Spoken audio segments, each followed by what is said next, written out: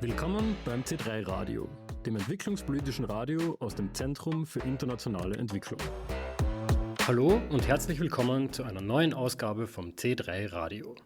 Ich bin Clemens Lobnig und ich freue mich, dass Sie wieder mit dabei sind. Heute nehmen wir Sie mit zu einem besonderen Workshop, der Ende Juni im C3 in Wien stattgefunden hat. Dort haben sich 2 Tage lang Vertreterinnen und Vertreter aus der Forschung, der politischen Praxis und dem aktivistischen Sektor eingefunden und sich mit Fragen beschäftigt, die heute mehr Relevanz denn je haben. Wie könnte eine neue, gerechtere Weltwirtschaftsordnung aussehen? Und vor allem, wer könnte sie gestalten? Beginnen wir mit einem kurzen Überblick über die Debatte, die im Zusammenhang mit einer neuen, gerechten Weltwirtschaftsordnung geführt wird. Die New International Economic Order, kurz NIEO, ist kein neues Konzept. Schon in den 1970er Jahren forderten viele Staaten des Globalen Südens mehr Mitsprache im internationalen Wirtschaftssystem. Doch damals scheiterte der Versuch an den Machtverhältnissen. Heute, rund 50 Jahre später, sind viele Probleme geblieben und haben sich weiter verschärft. Klimakrise, Schuldenkrise, globale Ungleichheiten. Gleichzeitig befinden wir uns in einer Zeit wachsender geopolitischer Spannungen und einer zunehmenden Blockbildung zwischen den USA und China. Vor diesem Hintergrund hat sich also im Rahmen des Workshops ein internationales Netzwerk in Wien getroffen, um zu debattieren. Das Ziel des Workshops war es, sich auszutauschen, kritisch Bilanz zu ziehen und neue, kooperative Ideen für eine Weltwirtschaftsordnung zu entwickeln, jenseits von Machtpolitik und einseitigen Abhängigkeiten. Im Mittelpunkt standen dabei Themen wie Handel, globale Institutionen, aber auch dekoloniale Perspektiven auf wirtschaftliche Machtverhältnisse. Am Rande des Workshops habe ich mir mehrere Teilnehmer geschnappt, um mit ihnen kurze Gespräche zu führen. Beginnen wir mit José Miguel Ahumada von der Universidad de Chile. Ahumada war Staatssekretär für internationale Wirtschaftsbeziehungen in Chile und hat das aktuellste Freihandelsabkommen zwischen der EU und Chile federführend mitverhandelt. Wir wollten von ihm wissen, welche Rolle spielen neue Handelsverträge in Lateinamerika und wie kann wirtschaftliche Souveränität für Länder in Lateinamerika gewahrt bleiben? You were directly involved in the negotiations of the modernized EU-Chile Free Trade Agreement. So, what were the main interests at stake and what would you say was achieved or perhaps missed in the final outcome? The EU has, on the one hand, the necessity to modernize the agreement with Chile in order to show new elements in their negotiation strategies, like environment, labor issues, and so on. But also, the EU needed to show something to their constituencies. At that time, they were negotiating the agreement with Mexico and Mercosur. None of them were getting a lot of progress. Now the Mercosur is okay, but at that time it was not sure. So the agreement with Chile was very important for that issue in particular, but also because the EU needed to secure the process and the access to lithium and other critical minerals in which Chile is very intense in producing, like copper. So one of the main elements of the agreement was the chapter on critical minerals, that from Chile's perspective, it has a lot of impact on our policy space, particularly in the issues of export pricing, that was one of the most important elements of discussion. Chile wanted to reduce the impact of that element, and the EU, of course, wanted to put more emphasis on that topic. So what we did was to reduce the capacity or to minimize the impact of that article in Chile's policy space. I think most of it we obtained what we wanted. There's always more possibility to expand our policy space, but politics is not about what you wish, but also the capacities that you have to put your agenda in. That was one of the elements. The second one was about the investment agreements. One of the key problems nowadays, I think, about trade agreements is the ISDS mechanism, the investor-state dispute settlements. The EU wanted to innovate on that and has another proposal to reform the ISDS, which is the investment court. It's an alternative mechanism. And I think it's better than the bilateral investment treaties that Latin America and Chile in particular has signed with the EU since the 1990s. But it still has a lot of the old investment agreements, a lot of it. So I think it was a nice step, but it's not near what we need in order to secure the policy space for developing countries. So I think that was the second most important issue of the EU agreement with Chile. And the third one, I think, is that the EU needed to gain more influence on Latin America. China is gaining a lot of attention because, I don't know, the trade deal, the trade relation with China is very, very intense in Latin America. 40% of our trade in Chile is with China, 40%. So the EU needed to gain more influence somehow to Latin America, and the way that they could do it is through trade agreements, not through more investment, not through more developmental policies, but through this agreement. So I think in synthesis, it was an agreement that we were able to protect certain policy space, not all of it that we wanted. In terms of trade impact, it's going to be very, very low. We should face it. Chile has a trade agreement with the EU since 2003, where 90% of our tariff are zero. And this new modernization goes from 90 to 96, I think. So it's very marginal, the impact in terms of trade flows.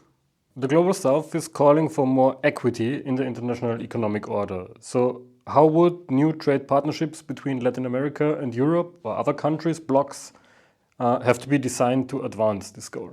I think that in order to think an alternative global trade architecture or reforms in this trade architecture, we need to think about what is happening now, what countries or trade agreements are doing, what experience we can put emphasis on, we can shed some light on it in order to take from that experiences in order to rethink the trade architecture. One of the things I think is very important is what the BRICS are doing, particularly in their development bank proposal. I think that can be a good element to consider in order to propose alternative mechanism in the trade architecture, the global trade architecture. The development bank to expand the financial pro-development institutions, like the BRICS and other regional blocs are doing. The second one is to think about a trade architecture that excludes ISDS mechanisms from their agreement. Like, for example, the African Free Trade Area is excluding the ISDS, so I think that is a good step, and we should learn from that in order to think alternative regimes in terms of trade relations. The third element would be to rethink and to bring back the old debate about technology transfer measures. I think that the debates that happened during the 1970s, where Global South countries were discussing a new international economic order that put, among other elements, the need to establish a multilateral regime focused on technology transfer from multinational enterprises to Latin American or the Global South countries. I think that is something quite important, which implies conditionality measures, which implies that foreign direct investment should reinvest part of their profit in R&D in the local territories, should imply environmental laws and so on. That is happening nowadays, not only in very special countries, but the EU is discussing those kind of conditionalities concerning Chinese investments. The US includes certain conditionalities during the government of Biden in the IRA and the CHIP Act. So I think this is something that is already being discussed in the global north, and why not think about global south countries creating an architecture that includes those elements of technology transfer in their agreements. And lastly, and I think this is also quite important, is the intellectual property regime. Nowadays, we should go back to think about patents and intellectual property as intellectual monopolies that reduce the capacity of technological diffusion to the rest of the economies. Most of those patents are focused on northern countries, in the core countries. An urgent thing that we should do is to reconsider the scope and the limits of the patent system. And we have examples. What India and South Africa tried to do in the WTO when they proposed a TRIPS waiver to reduce the patent, in order to exclude certain key elements for fighting COVID, excluded from the patent system, to diffuse those technologies, those vaccines to the population, is something that we should take as an example. It didn't win. The northern countries were against it, but I think it was an example of what we should do in the future. So I think in synthesis, a kind of trade reform at the multilateral level that can learn from the experience of trade relations that are happening nowadays should include the example of developmental banks that the BRICS is doing, should include the elements of reforming or excluding the ISDS system from this trade architecture, should include elements of technology transfer, and lastly, a reform of the intellectual property rights system. José Miguel Ahumada zeigt im Interview deutlich, wie wichtig es ist, Handel und seine Funktionsweisen neu zu denken und sich kritisch mit den Machtstrukturen auseinanderzusetzen, die im aktuellen Welthandelssystem vorherrschen. Damit diese Machtstrukturen aufgebrochen werden können, benötigt es auch eine Reformierung internationaler Organisationen, wie der Welthandelsorganisation WTO. Darüber, wie solche Reformen aussehen könnten, habe ich mit Richard Kozul-Wright gesprochen. Kozul-Wright war viele Jahre bei der UNCTAD tätig und hat sich dort intensiv mit globaler Wirtschaftsgovernance beschäftigt. Außerdem hat er gemeinsam mit dem Development Policy-Experten Kevin Gallagher einen viel beachteten Artikel geschrieben, in dem er sich für ein neues Bretton Woods-System einsetzt. In your proposal for a new Bretton Woods system, you and Kevin Gallagher call for stronger international coordination and public financing mechanisms. What are the core pillars of this vision and how realistic is its implementation in the current political climate? There are things that can be done to the system as it currently is structured, which would make it more accommodating of developing country problems. I mean, to take one example, the use of special drawing rights, which is this financial asset that is under the control of the International Monetary Fund, which is aimed at giving to all countries a kind of more increased access to liquidity to deal with any kinds of unexpected shocks that they face. It was originally intended only for advanced economies. It was UNCTAD that ensured that it would have a universal reach, that is, developing country members of the fund would have access to special drawing rights. But the problem is that the allocation of special drawing rights is based upon the contribution of member states. So most of them go to the countries that need it the least, which is the advanced economies. And I think you can reform. I mean, that's an area which is ripe for a more sensible kind of reform. It's just changing what you have already in place to make it a more accommodating of developing country needs. And there's a number of other areas of that nature. But there are big gaps in the system that need to be filled, I think, if we're going to have the kind of system that we want to see in place, of which probably the biggest is around the debt issue. Again, this goes back a long way. UNCTAD was working on debt issues in the 1960s and the challenges that accumulated debt was posing in terms of servicing and related problems. And we would argue, and there's been attempts to reform that. Over the years, there's been improvements in bond contracts and other things that to a certain extent have made the system somewhat better, but has not addressed the real heart of the problem, which is that once developing countries get into a debt crisis, there's no set of rules, there's no overseeing mechanism that allows developing countries to work themselves out of that kind of crisis in a measured and fair and transparent way. We've argued, and we continue to argue, that you do need a specialized system to deal with that kind of problem, some kind of legislative mechanism, and in the absence of that, the situation that we now see, the developing countries are under constant, permanent fiscal pressures when it comes to the servicing of their debts, and it essentially obstructs them from making the kinds of broader investments that they need to meet development challenges. So that's a systemic problem that advanced economies continue to resist. They don't want to see it because the interest of their own private creditors is what drives their international agenda at this moment in time. That's the challenge. I mean, in terms of the question of the realism of it, it's a political question. And right now, I don't think advanced economies are in the mood to make the kind of systemic changes that I think are needed to get the system back on track. The multilateral system, as you said, seems increasingly fragmented, with institutions like the IMF and the World Bank facing both international criticism and external competition. So do you see opportunities for reform? The kind of reform we see they're incremental at a time that we need systemic change.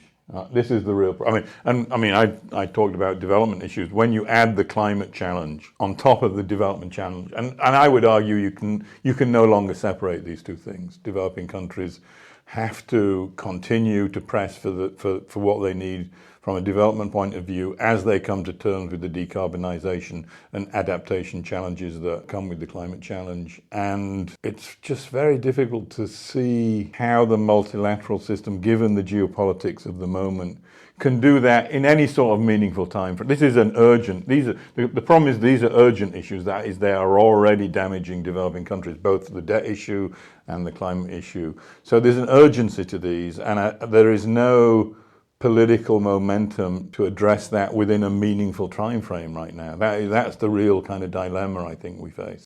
Während Richard Kozul-Wright vor allem auf die Reform bestehender Institutionen wie der WTO und Weltbank blickt, verschieben sich im Hintergrund längst die globalen Machtverhältnisse. Die wirtschaftliche Rivalität zwischen den USA und China ist zu einem zentralen Faktor der internationalen Ordnung geworden. Es geht um Marktzugänge, Technologiestandards und um politischen Einfluss, nicht zuletzt im globalen Süden. Wie verändert Chinas Aufstieg das globale Gefüge und welche Narrative bedient die Volksrepublik dabei? Darüber habe ich mit dem Soziologen und China-Experten Ho-Fung Hung gesprochen. Ho-Fung Hung arbeitet und forscht aktuell an der Hopkins University in Baltimore, USA, und beschäftigt sich dort mit der politischen Ökonomie Chinas. Mit ihm habe ich über den Aufstieg Chinas im globalen System, dessen Einfluss im globalen Süden sowie die Rolle der EU gesprochen. Aber hört selbst. In recent decades, China has emerged as a central player in the global economy. In your view, how has this rise reshaped the international economic order?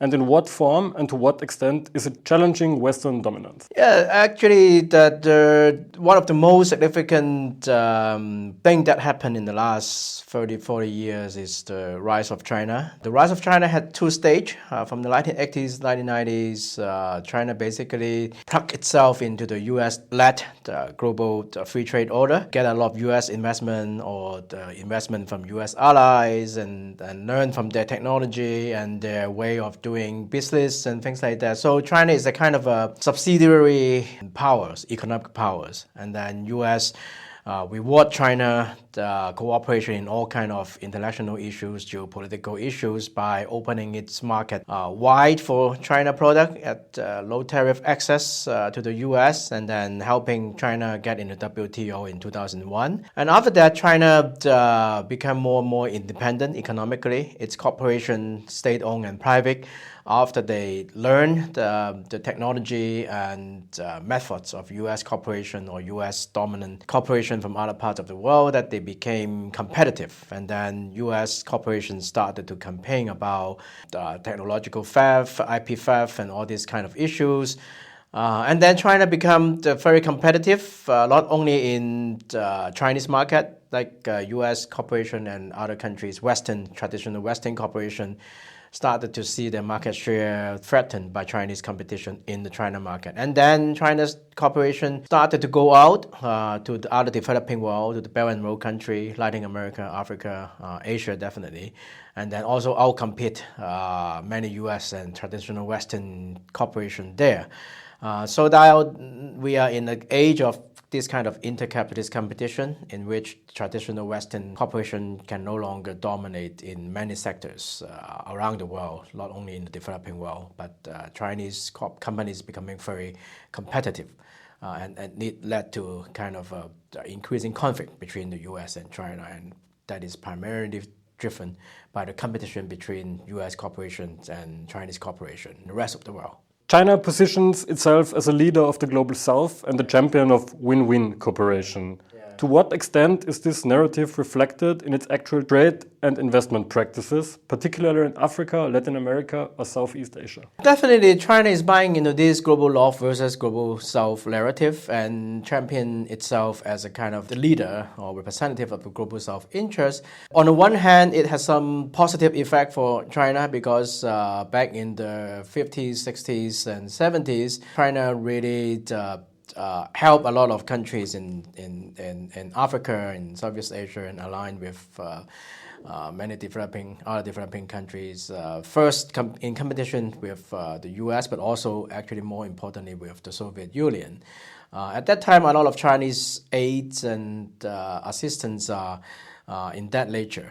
And China, by re-invoking its role as a leader of the Global South, actually appealed to many people who still remember those bygone age. But those bygone age are bygone age. China is primarily a dominant capitalist power in its own right. And it definitely, the Chinese government foreign economic policy with other developing countries is many times driven by profit and interest.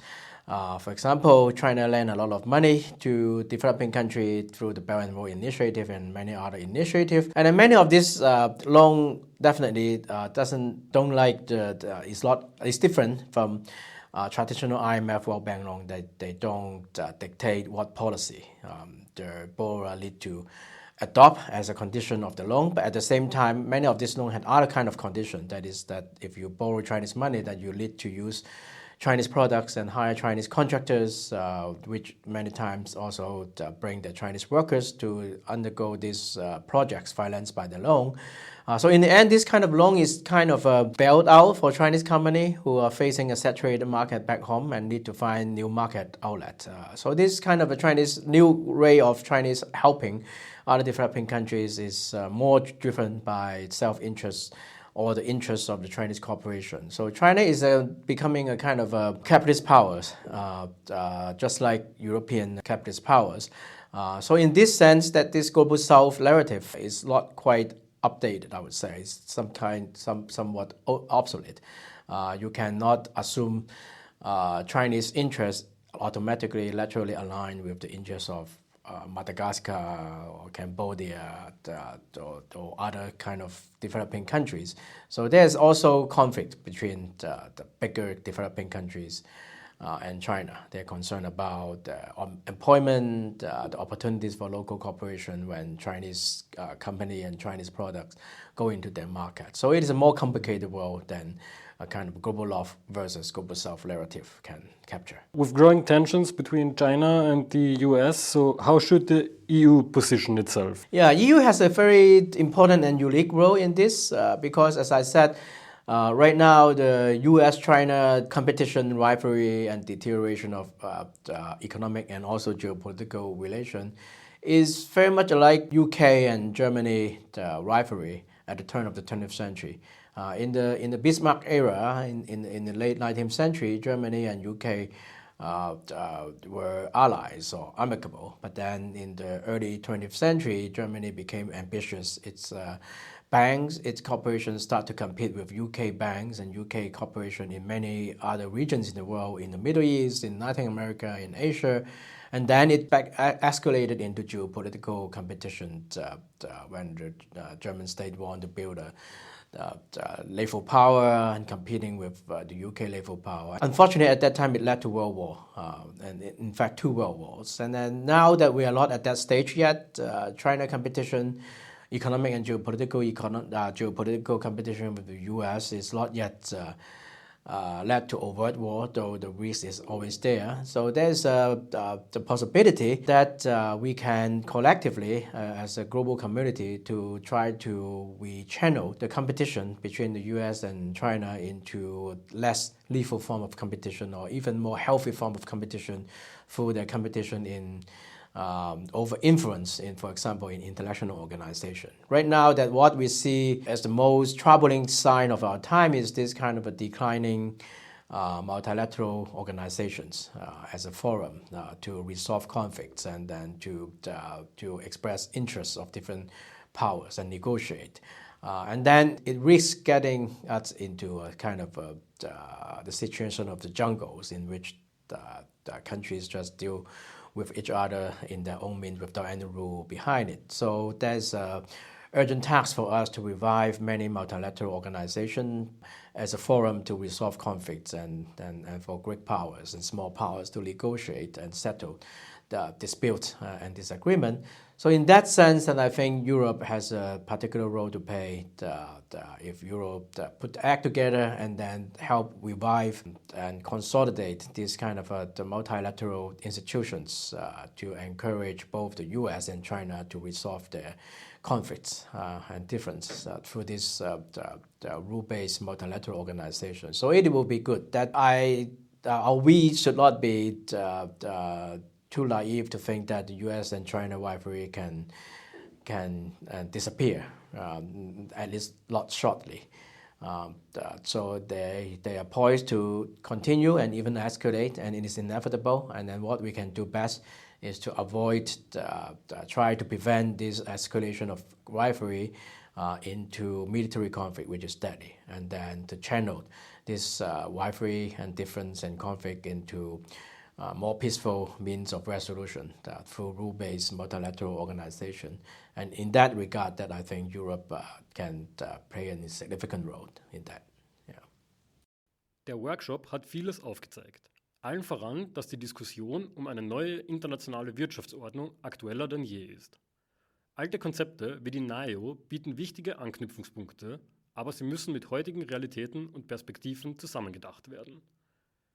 Die globale Ordnung ist im Umbruch und mit ihr auch die Frage, wer in Zukunft mitredet, wenn es um Regeln für Handel, Geld und Entwicklung geht. Bei diesem Workshop wurde also die Basis dafür geschaffen, einen progressiven Rahmen für die Debatte um faire und nachhaltige Wirtschaft zu kreieren. Und damit sind wir auch schon wieder am Ende unserer Sendung angelangt. Das nächste C3-Radio gibt es dann am 4. August. Bis dahin, danke fürs Zuhören, bleibt interessiert und solidarisch. Wir hören uns.